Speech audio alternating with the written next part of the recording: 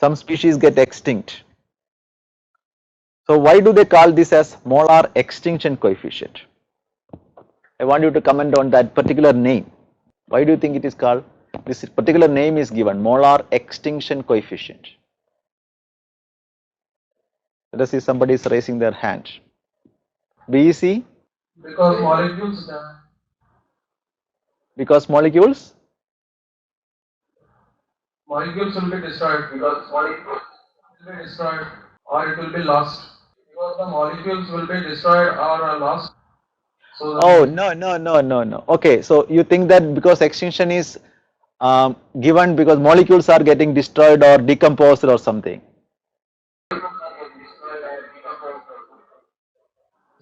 No, so that is not the answer. That is not the that can happen, but that is not the reason why it is called extinction coefficient. But good that you have thought in that direction, because it gives some idea about why it is extinction. Some extinct is being happen in that answer. Good, but the actual answer is, see, when light falls on a substance, it is getting absorbed, and that absorbed light will not be coming out. So what you see is not the absorbed light.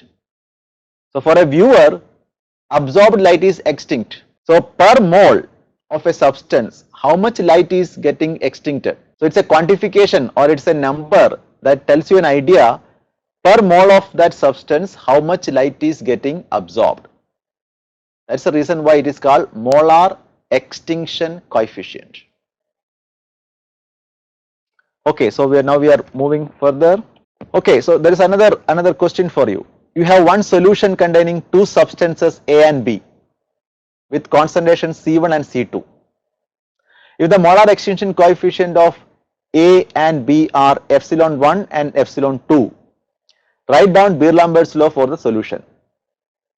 You need to assume that A and B are independent, they are not interacting.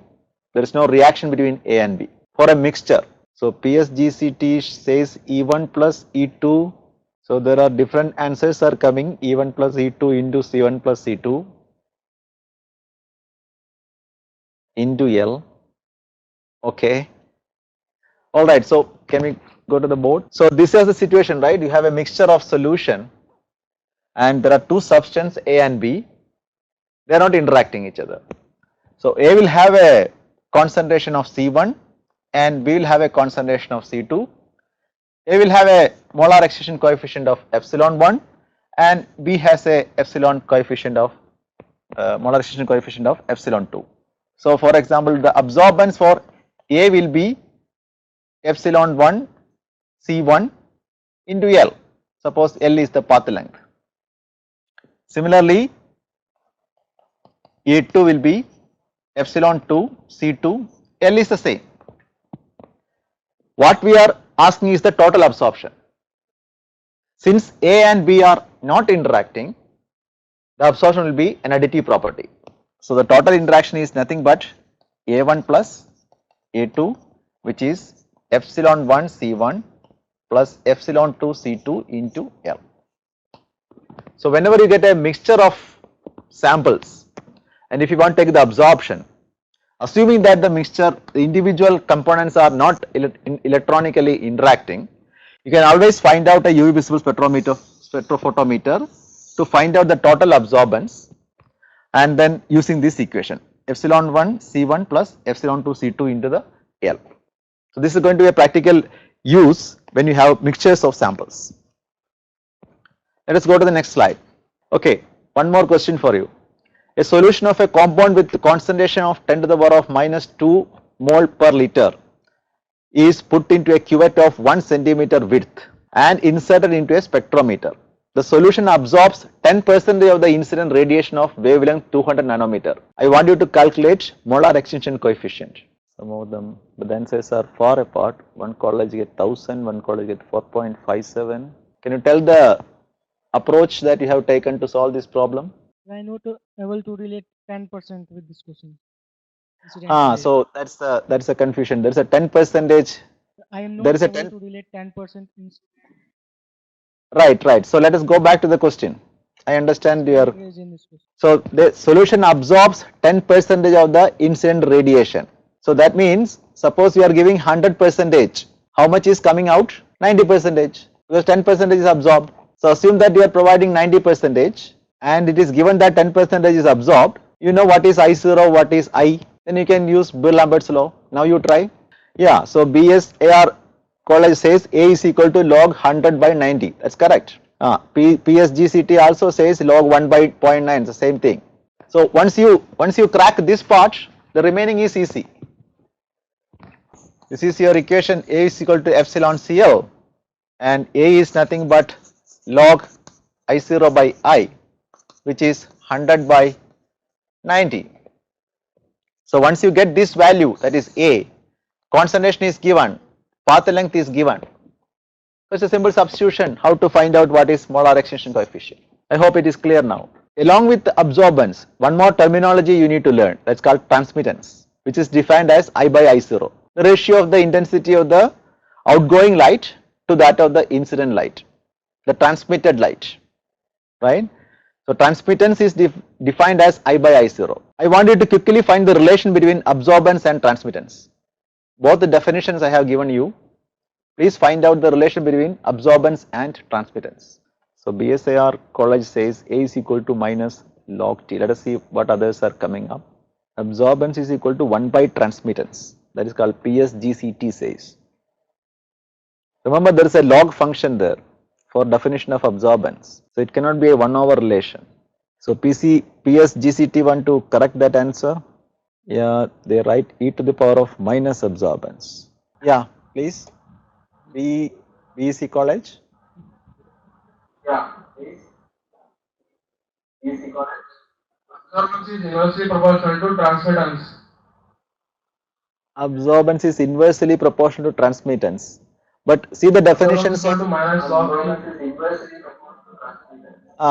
Yeah, now you got absorbance is equal to minus log T. That's what you said. Equal to minus log P or P by P naught.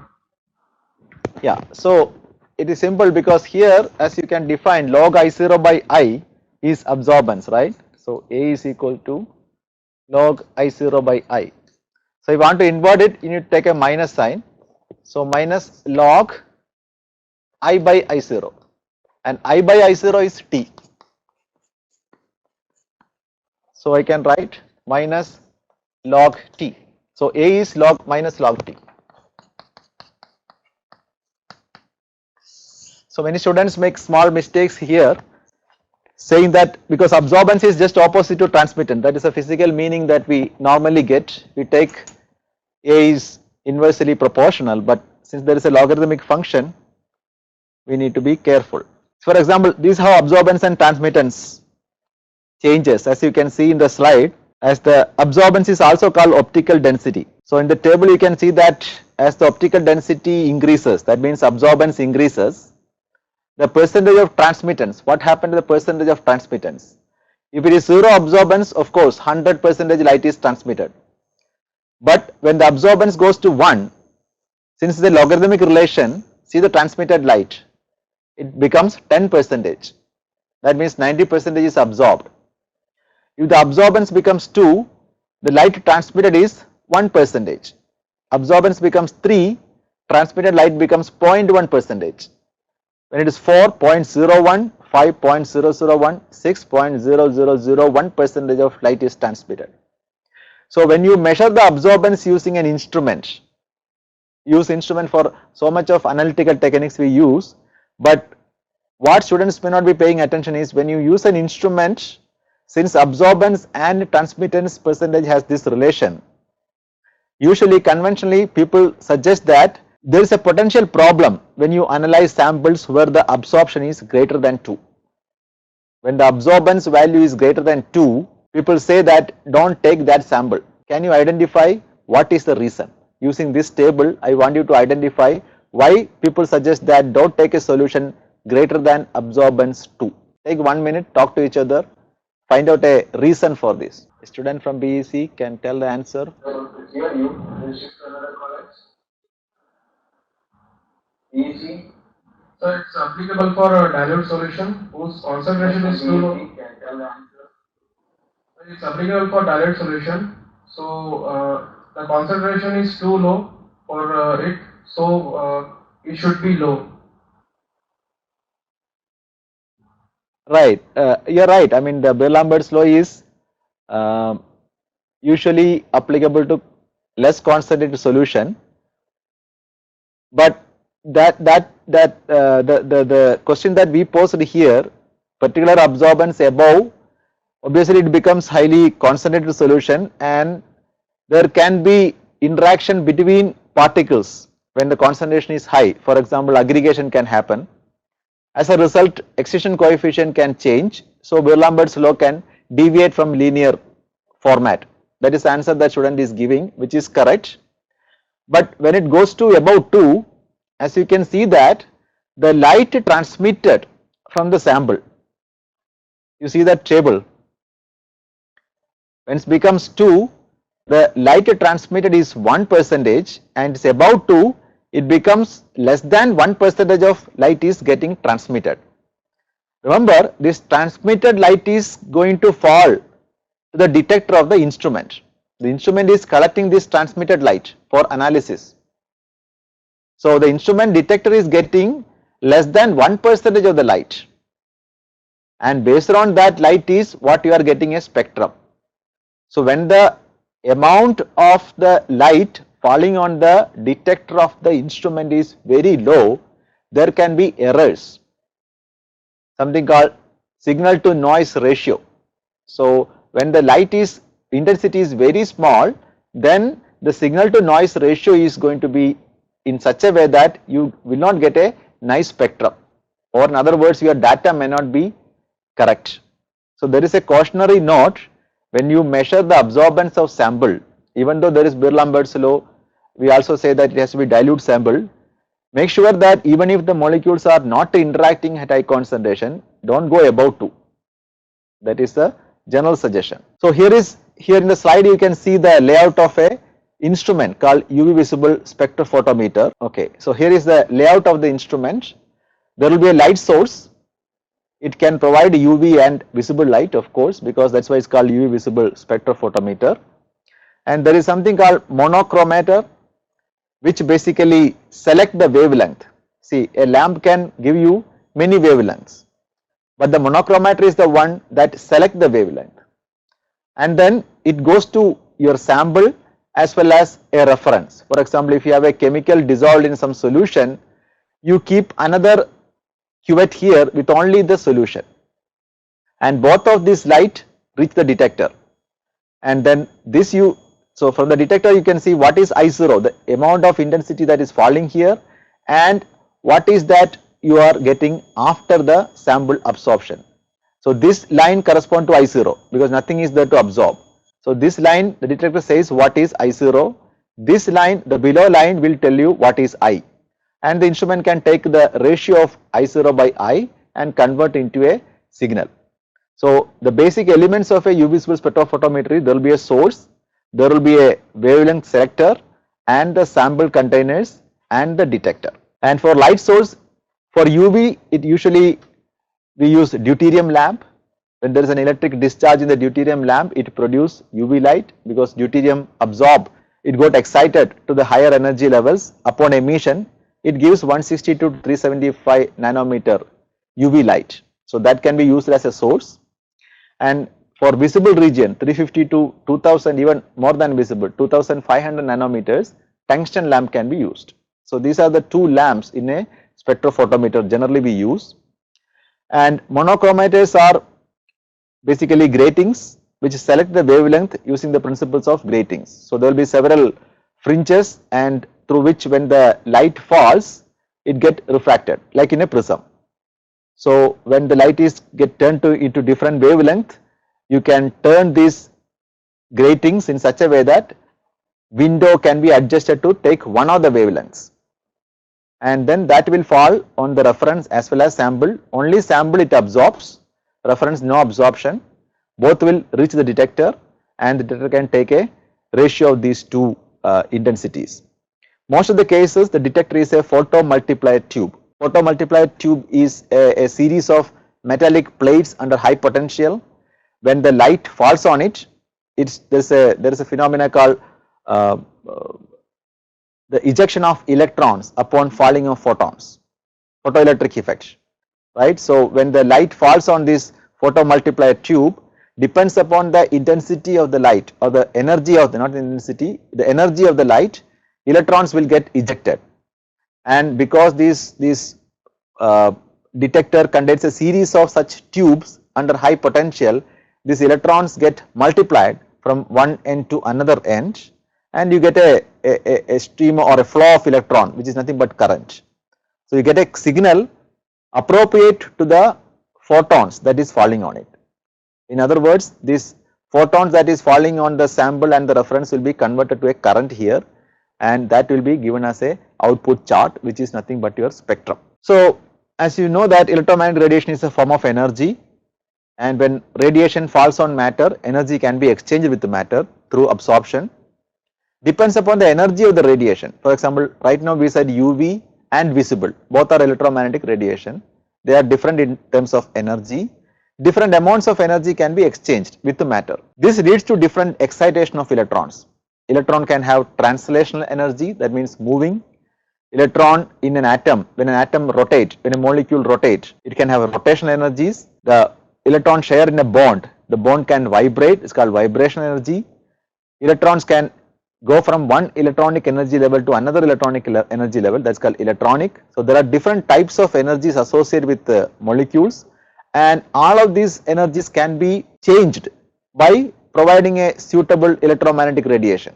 So depends upon how much energy you are giving, sometimes the translation energy of the molecule will change, sometimes rotational energy will change, sometimes vibration energy will change, sometimes electronic energy will change. So for example, if you take a simple molecule like formaldehyde, you can have different types of bonds there. For example, there is sigma bond, carbon hydrogen bond, carbon oxygen bond, one of these bond, these are called sigma bond.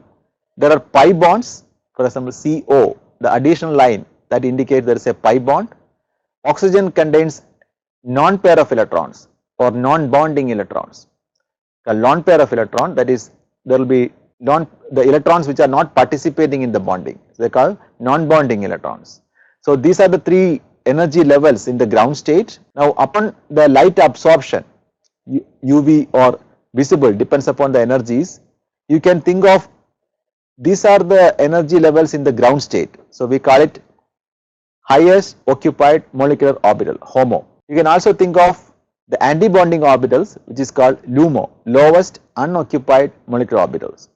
So for example, if the pi bond in the HOMO is getting excited, it can go to, sorry, if the non-bonding electron is getting excited, it can go to the pi star, which is the anti-bonding, is called N to pi star. So this is an electronic transition. When light falls on it, this kind of transition can happen from bonding orbital to non-bonding orbital. Another transition possible is N to sigma star. So wherever there is energy level which is empty in the upper level, they can jump there. Similarly, another transition possible is pi to pi star. It can be pi to sigma star, and there can be sigma to sigma star, sigma to pi star, and sigma to sigma star. Obviously, sigma to sigma star will be the highest energy. So if it is UV and visible, sigma to sigma star will be in the UV region because it has the highest energy, and N to pi star obviously will have the lowest energy in this series. Now when it goes up, there are interesting things that we are going to discuss tomorrow. What will happen to the spin of this electron? Because as long as in this ground state, you know that spin has to be paired, but once it goes excited state, there is no condition, there is no Pauli's exclusion principle that prevents or that makes them paired. So will be remaining in this spin, or it can change its spin? That's a question we'll answer, whether you get a singlet or a triplet excited state, that we are going to discuss tomorrow. But today I want you to work on this problem now. I have given you a molecule RCH double bond CHNR. When N is equal to 3, N is equal to 4, N is equal to 5, there are three different spectra are obtained. I want you to observe this spectra and see why it is changing like this when N changes. So think about this question. Yeah, please see the problem. There are three compounds, basic structure is the same. I am increasing the in between double bonds, n is equal to 3, n is equal to 4, n is equal to 5, and tell me why the spectrum changes like this. Number of energy levels increases. One college says conjugation increase, then absorption maximum is also increases. Yeah, I want you to identify the reason. Conjugation increases is obvious when we say n is equal to 3, n is equal to 4, n is equal to 5 means the number of double bond increases. Why it is resulting in the increasing of absorption? Or what are the changes that you are seeing? Increasing the absorption is one thing. Are you observing something else also? Band gap between energy level decreases. Yes. As a result, what are you observing? You are saying band gap is decreasing. When band gap decreases, what are you observing corresponding to that in the spectrum? So VECAP college says band gap decreases. How do you understand this phenomena from looking at the spectrum? Okay, let us go back to that spectrum. So here there are two things. One is there is a green and a magenta and a blue. As we go from n is equal to 3, n is equal to 4, n is equal to 5, you can see that the spectrum lambda is shifting in the x-axis. The energy of the light, the lambda increases means energy decreases, because energy of a radiation is given by E is equal to h nu, and nu is E by lambda. So energy is inversely proportional to lambda. Lambda increases means energy decreases.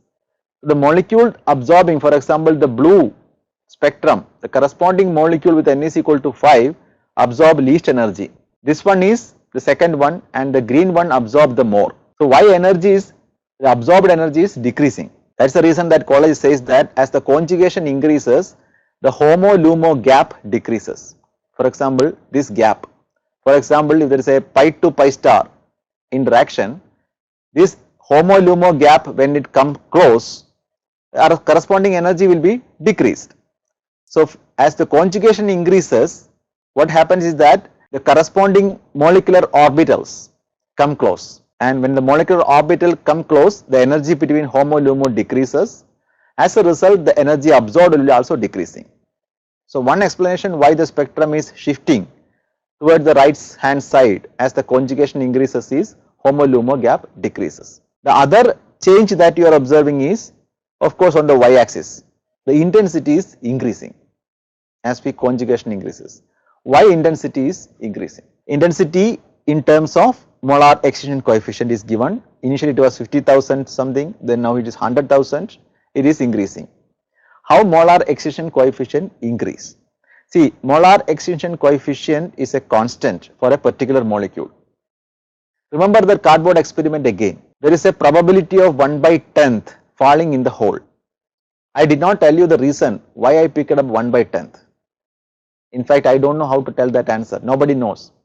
It is a probability of a fraction of molecule that is absorbed by the fraction of light that is absorbed by the molecule. So every molecule will have a particular fraction of light absorption. That is a characteristic property of that molecule.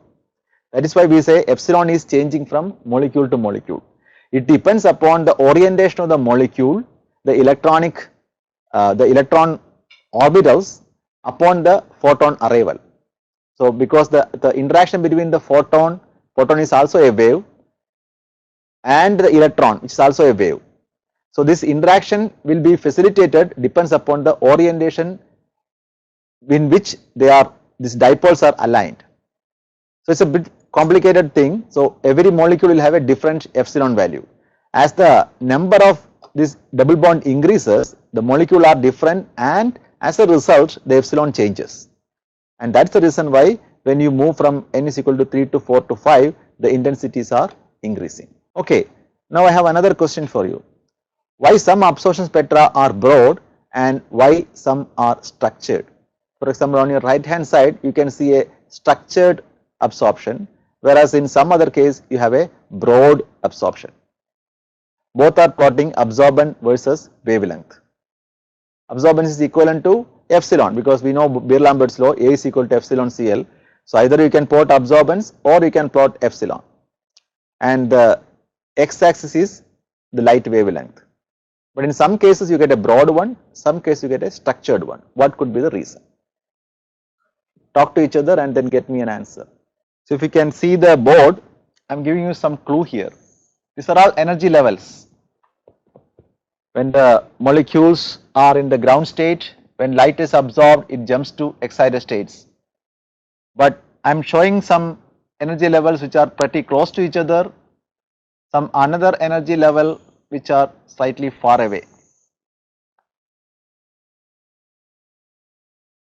This bold lines represents electronic energies. These small lines represent vibrational energy levels. As I told, there are different types of energies associated with the molecules. Electronic energy is there, vibration is there, rotational energy is there. So how these energies are related? Electronic energies are far apart. Vibration and each electronic energy level contains a set of vibration energy levels, and they are pretty close to each other. Now when a light UV or visible light falls on the system, the electrons in the lowest electronic energy states absorb the light, jump to another electronic energy level, right? Now you can imagine a situation where there are very discrete vibrational energy levels. So depends upon the wavelength that the system receives, it can jump to different vibrational energy levels. That happens only when the vibration energy levels are highly discrete, highly separated. Suppose you have a system, another like this, where your vibration energy levels are so closely spaced, then you cannot have this kind of a possibility of discrete transitions. Even if there are different energy levels, you won't experimentally differentiate the transition to different vibration energy levels. So in such cases, what you get is a broad spectra, whereas in this case you get a vibration spectra. So these transitions are called vibronic transitions. That's the reason why, that is one of the reasons. There can be multiple reasons why a spectra can be broad and structured, but one of the reasons that probably interesting to you in this context to understand is that there can be very discrete vibration energy levels, and transition to those vibration energies can lead to a structured absorption. Let's go back to the slide again. Okay, now we are coming to a interesting engineering problem. Assume that when you go back to your village, there is a river or a pond which is contaminated by toxic metal ions. So what way you think that whatever we have learned in this UV visible spectroscopy can be transferred by an engineer to solve the problem? So I want you to now discuss very intensively to come up with a design of a solution using UV visible spectroscopy, the science, the principle that we have learned, how you can tackle this problem. Your river is contaminated with some toxic metal ions. So go ahead and come up with a solution using these UV visible spectroscopic principles. How do we identify, how do we quantify, etc. So one college is depending upon the absorbance of the metal ions. So what I want is a clear plan of action. So what are that you going to do based on this discussion that we had regarding UV visible spectroscopy? What way you think you can solve the problem? Okay, so what I could able to hear is you say take the sample from that river or water and pass light through it and then see how much light is absorbed. Yes, sir. By calculating Right? the formula. Yes, sir. Yeah, you can use the Bell-Lambert's law and then find out how much so light is absorbed, etc., etc. But the thing is, see the question is, it is contaminated by one particular type of toxic species, right? So identifying, so there are several issues. It may not be that simple. For example, if it is toxic by one particular type of metal ions, then relatively it is easy to tackle the problem. Suppose I have many different types of toxic metal ions. All of them are going to give me signals. So I don't know which is which, right? And also another problem is, I said toxic metal ion. There is no guarantee that that metal ion will absorb in the UV visible region. The toxic species that we are having in the river or the pond may not be having any absorption. More, in fact, many of the metal ions won't absorb in the UV visible region. So what do we do? See, there are metal ions. If you look at the periodic table, transition metal ions are there. There can be many toxic metal ions. Even if some of them absorb in the visible region, their absorbance are so weak, you don't even able to see, because this toxicity comes from very small concentrations. So we may not be able to use this Beer-Lambert's law to identify this toxic species. So can you think of another strategy? You have a strategy to tackle the problem? Yeah, BC. So by using atomic absorption spectroscopy. Yeah, we can use it, but atomic absorption spectrometer is not a common equipment, but UV visible spectrometer is a very common. So I was forcing you to think in this direction. Whatever we have discussed today, can we utilize some of these principles and then find out which toxic species, which toxic metal ions will be there in the solution? But that's a good answer. So for example, Fe forms complex with the potassium thiocyanate and gives a blood red color. This information will give analysis for identification. So AITMP says that it can form complex. BSAR says by salt analysis metal ion is identified and it is complex with the complexing agents and removed. AITMP says plot a graph between the metal ions and its complex with exhibit color substances. So at least somewhere you are getting the idea that so I want you to probably read this paper.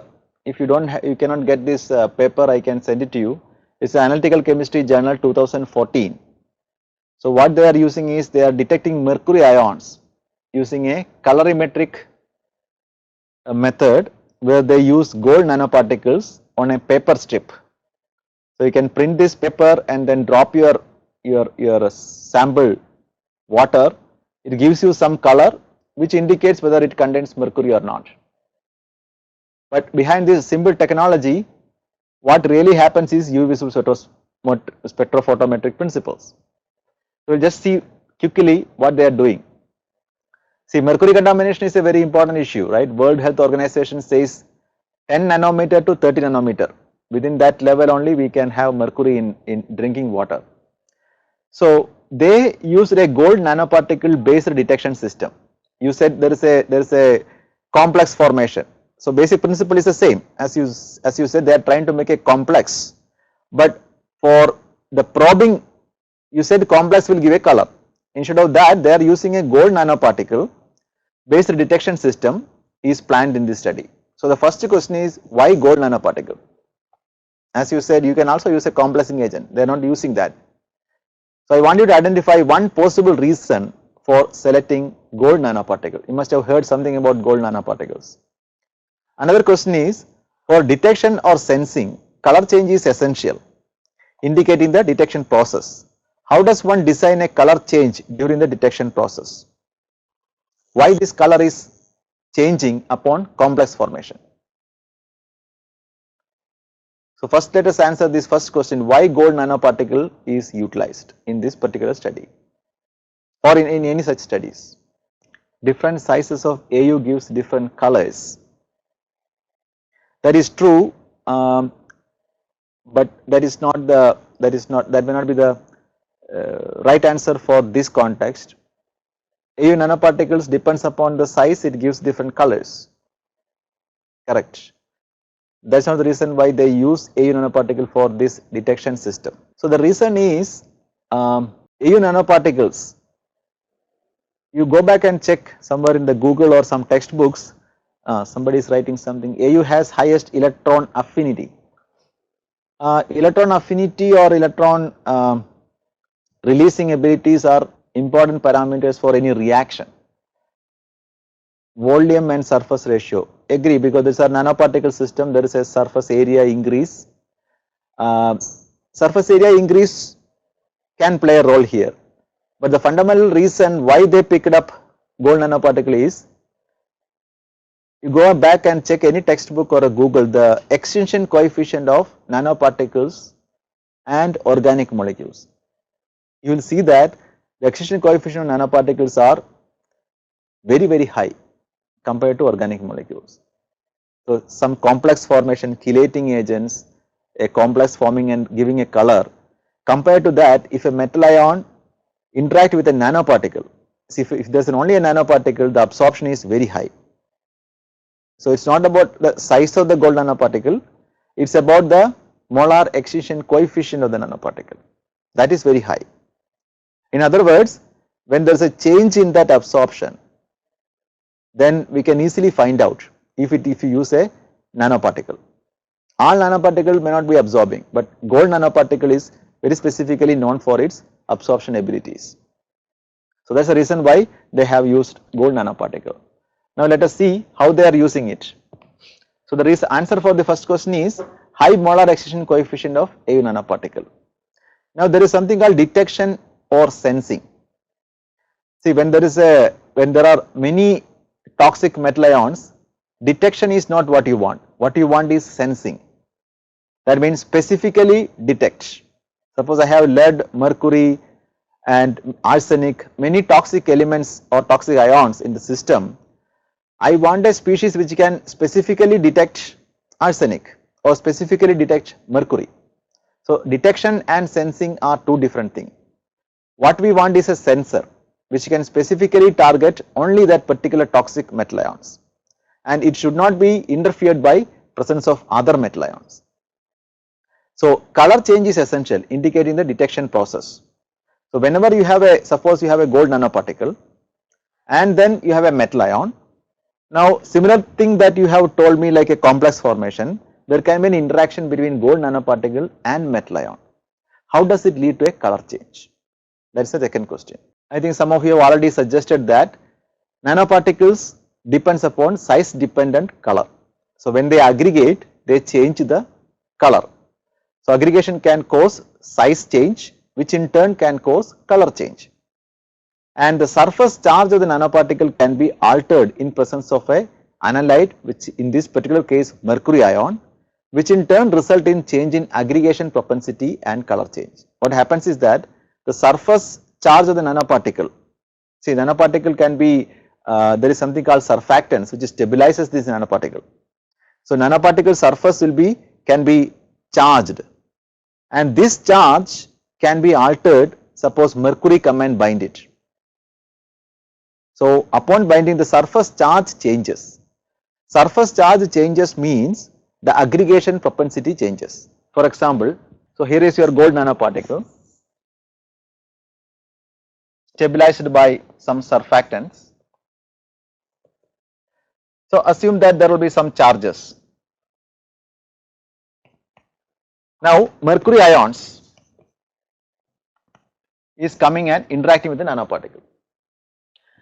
Assume that some mercury ions are interacting, and as a result you can see that the surface charge get neutralized. Wherever mercury interacts, that surface charge will be getting neutralized. As a result, now there is less negative charge on the surface, another gold nanoparticle can come close. If there is more negative, they repel each other. As a result of the mercury interaction, the charge density decreases, and as a result aggregation happens. So size of the gold nanoparticle will be increasing. When size changes, the absorption changes. So that is the fundamental phenomena that they are using here. Now let us see how they prepare the AU nanoparticle. What they use is citric acid.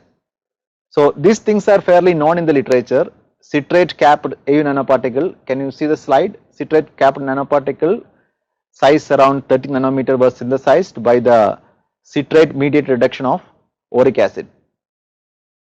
So this is a known procedure. You can get it from literature. Now what they do is, AU nanoparticle colloid was the concentration of the AU nanoparticle colloid was estimated according to Beer-Lambert's law. Now you can see the application of the Beer-Lambert's law here. What they do is they prepare the nanoparticle and find out the absorbance.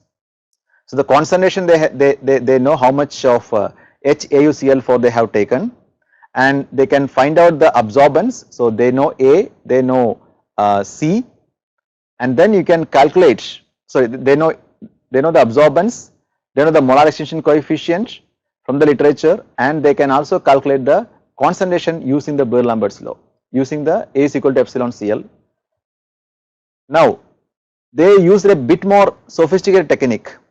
What they use is an oligonucleotide, that means a single strand DNA, and in this particular oligonucleotide, it start with the 5 prime and end with the 3 prime. In this particular oligonucleotide, if you add mercury, what happens is that the single strand DNA becomes double strand as a result of mercury interaction. It is nothing but, as you said, the complex formation. But here, instead of a chelating agent, they use a oligonucleotide. Why they use an oligonucleotide? Because this thymine, mercury, thymine, this interaction is very specific, THG2 plus T. As a result of this interaction, the single strand DNA, which is originally on the surface of the gold nanoparticle, become double strand. Now what happens when it double strands? The surface charges of the nanoparticle will vary and they start aggregating.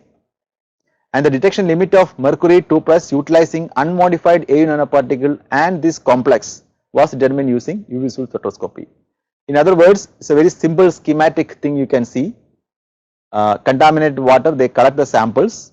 So in this clean water case, because there is no metal ions, the nanoparticles are not aggregating.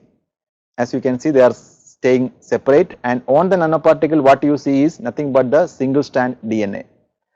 So in the case of polluted water, upon addition of, because there is mercury interacts with this single strand DNA and then they strip off to form a double strand, or it forms a connected one.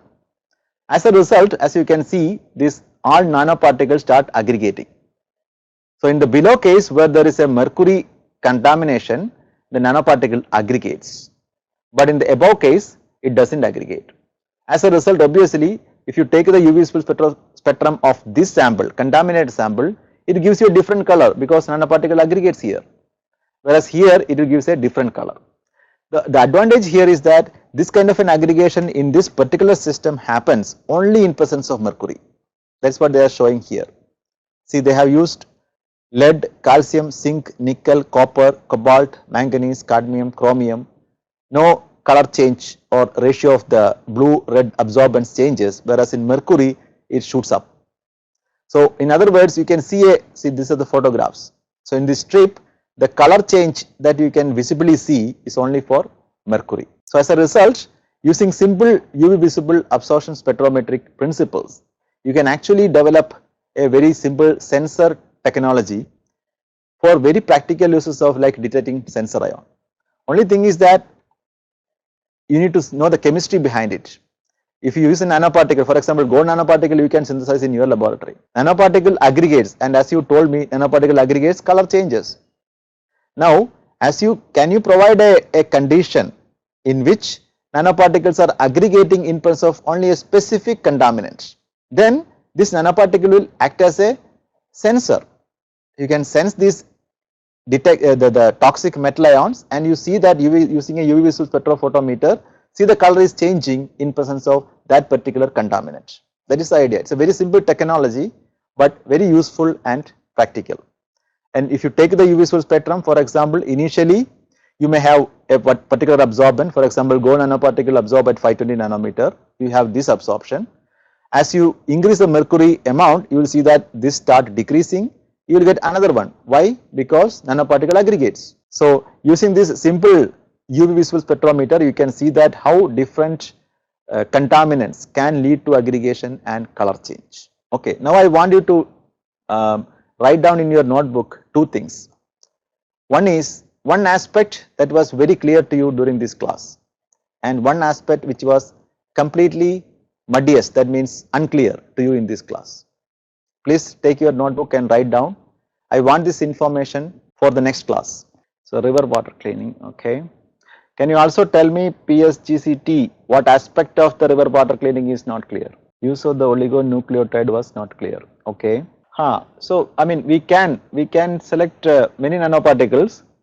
Gold nanoparticles preferred because the HOMO-LUMO gap, I should not say HOMO-LUMO because HOMO-LUMO is a concept that is that is created for molecules, but if you consider a few nano gold atoms as an only molecule, the energy level difference for gold nanoparticle falls in the visible region. That's the reason why we select gold nanoparticle, because you can visually see it, the color change. Okay, so if all colleges have put their inputs, today we will stop now because we will start with these questions tomorrow, and we'll use another, we will also introduce another technique, spectroscopic technique, which is as good as UV visible spectrophotometry, another technique for similar uses. So the idea is that how engineers can use this spectroscopic technique for understanding the pollutants in the air and water, detect those things. So you have a few questions here, how this present system detects only mercury. We'll answer those questions tomorrow, and then we will introduce another spectroscopic technique which is equally useful. So I will see you tomorrow, same time, 2 o'clock in the afternoon. Thank you.